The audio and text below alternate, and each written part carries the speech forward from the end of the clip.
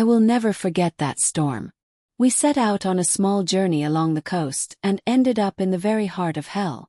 Our boat was a small motor vessel, designed for just a few people. At first, the sea was calm, the waves gently nudging the hull. The sun was setting beyond the horizon, and we joked that this would be the best adventure of the summer. But everything changed in just minutes. First, a strong wind rose. The sky turned black, as if someone had thrown a blanket over the world. Thunder tore through the silence, each strike echoing across the water. The waves grew taller, more dangerous with every passing moment. Before long, they were crashing over our sides, drenching us from head to toe. We tried to stay on course, but the engine drowned. Panic gripped everyone. People screamed, trying to shout to one another, but the wind stole the words from our mouths. I remember clinging to a metal rail so tightly my palms ached, my entire body shaking with cold and fear. Then a massive wave engulfed us.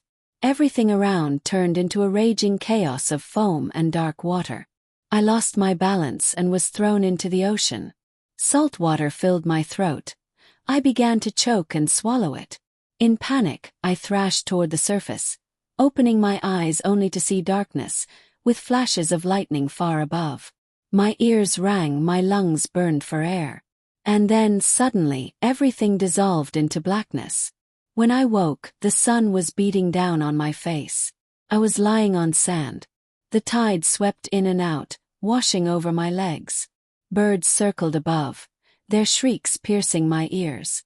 I didn't understand where I was at first. Only when I pushed myself up on my hands did I feel the pain all over my body. Bruises, blows, the exhaustion of the sea. I was alone. No boat, no people. Only broken bits of wood and my backpack, which the waves had tossed ashore. I crawled to it, opened it, and my heart sank even lower. Inside were only a knife, an empty bottle, and a light jacket. That was all that was left of my former life. First I felt relief I was alive. But the joy didn't last long.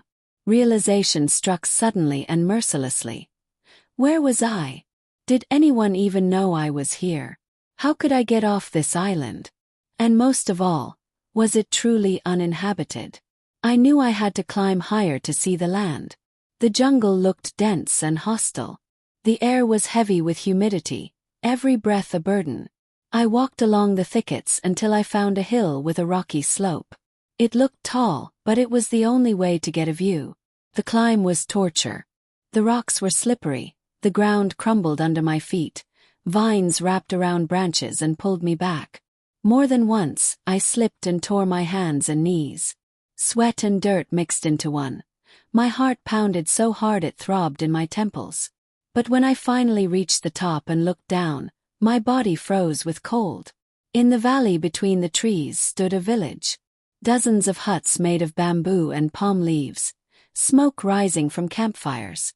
People moved back and forth, talking, carrying things.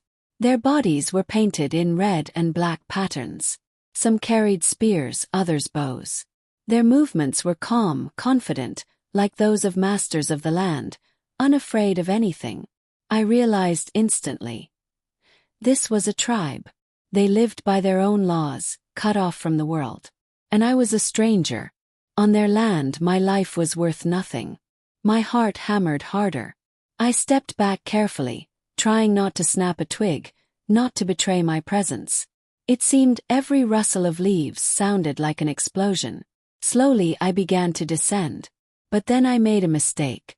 The sand beneath my feet crumbled, leaving clear footprints. At the time I didn't think it mattered. But those very prints betrayed me.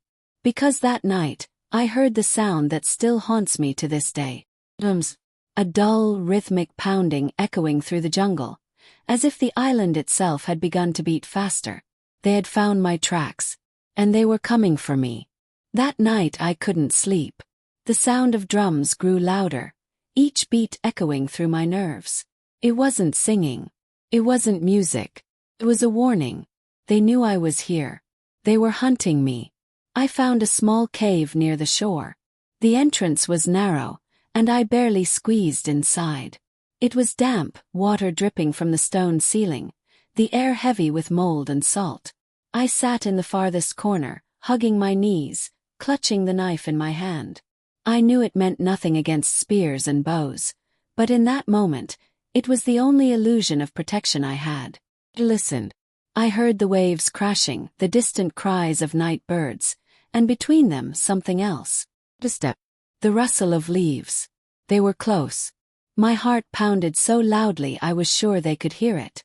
And then, a shadow appeared at the cave entrance.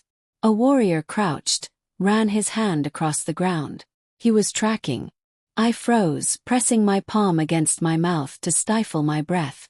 He tilted his head, listening. One more step and he would have seen me. But suddenly, a shout echoed from deep within the jungle. Another warrior was calling him.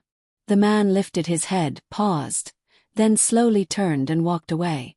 I remained motionless for several minutes, not daring to move until the drums faded. Only then did I realize I was still alive. At dawn I crawled out of the cave. My body was drained, lips cracked, my head spinning. In my backpack, only an empty bottle. I found a coconut, smashed it against a rock until it split. Inside was liquid. It saved me from dehydration, but my strength still bled away. I pressed on, careful not to leave tracks. I stepped on rocks, hid my footprints in tall grass. But the jungle fought against me.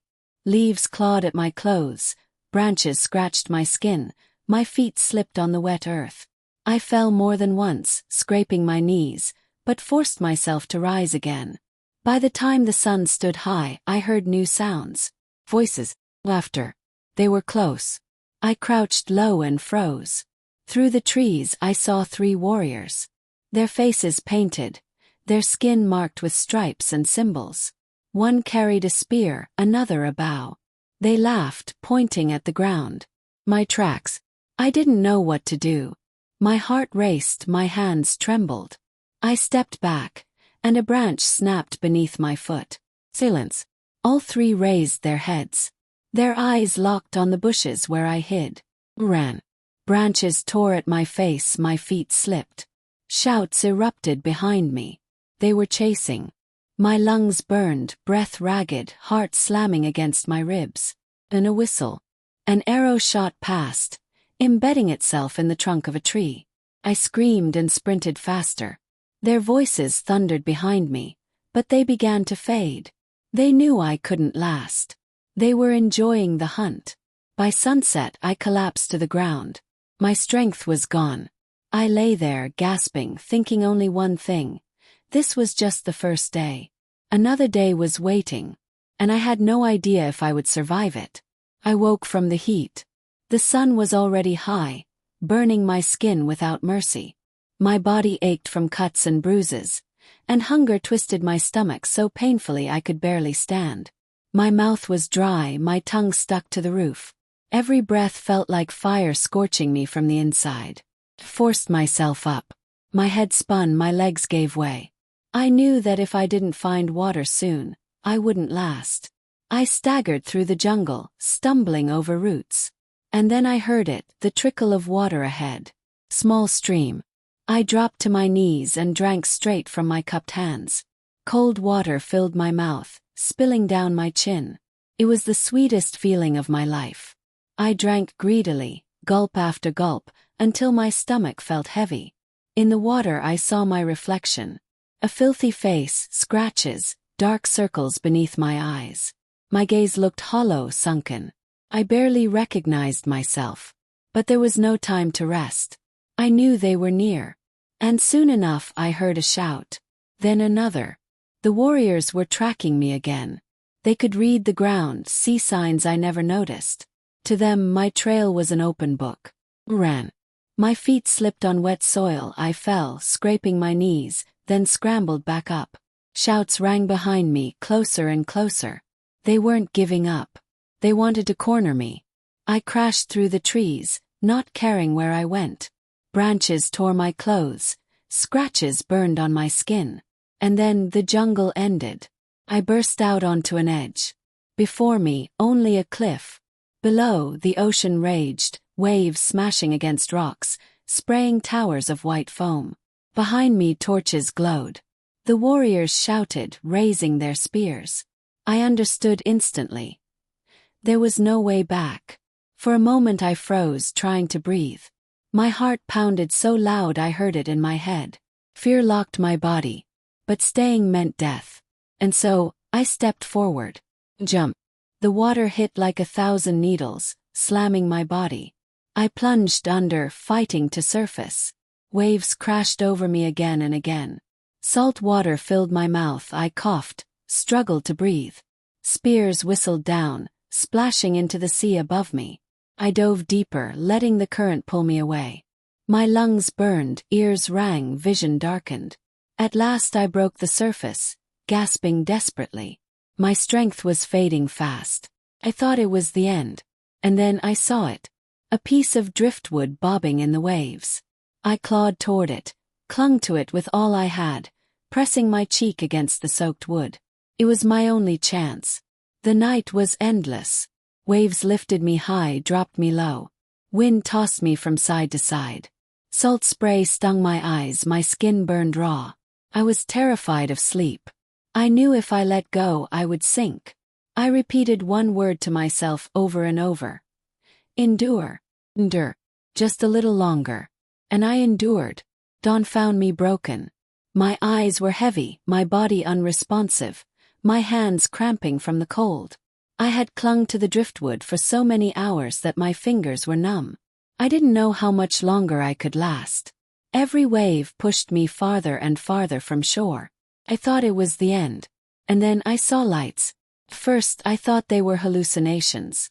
Tiny sparks on the horizon. But they grew closer. It was a boat. A fishing boat, moving slowly along the coast. I tried to scream, but only a rasp escaped my throat. I waved weakly, swallowed by waves again and again. And yet they saw me. Men rushed to the side. One of them dove into the water, pulled me toward the boat, and with the help of the others, hauled me aboard. I lay on the floor, unable to move. Water poured from my clothes, my hair clung to my face. I heard their voices, speaking in a language I didn't know, fast and worried. But in their tone there was no anger, only shock and compassion. The only words I managed to whisper were, "They're there, the tribe." When they brought me to the hospital, I was at the edge. Severe dehydration, exhaustion, burns from the sun. The doctors were astonished that I had survived at all. They said a few more hours at sea, and I wouldn't have made it. I told them about the tribe, about the drums, about the hunt. But they only exchanged glances and wrote in my chart, "Post-traumatic stress." When the story reached the newspapers, journalists claimed I had invented everything. That the storm and exhaustion caused hallucinations. That there was no evidence of a tribe on that island. Some even mocked me. She made it up to explain her miraculous survival. But I know the truth. I saw their faces. I saw the painted bodies, the spears, the bows. I heard the drums pounding in rhythm with my heartbeat. I felt their breath at my back when they nearly caught me. I can't prove it to anyone. But that doesn't make it less real. Because every night when I close my eyes, I see the torches on the cliff again. I hear the drums cutting through the darkness. And I wake up drenched in cold sweat. If anyone ever sets foot on that shore, he may never return. Doctors said it was imagination. Journalists laughed. But sometimes late at night I still hear the same sound of drums. They are still there. And maybe, I'm not the only one who has lived through it. Would you dare to explore that island? Write in the comments if you want me to share even more. And don't forget to subscribe so you don't miss what comes next.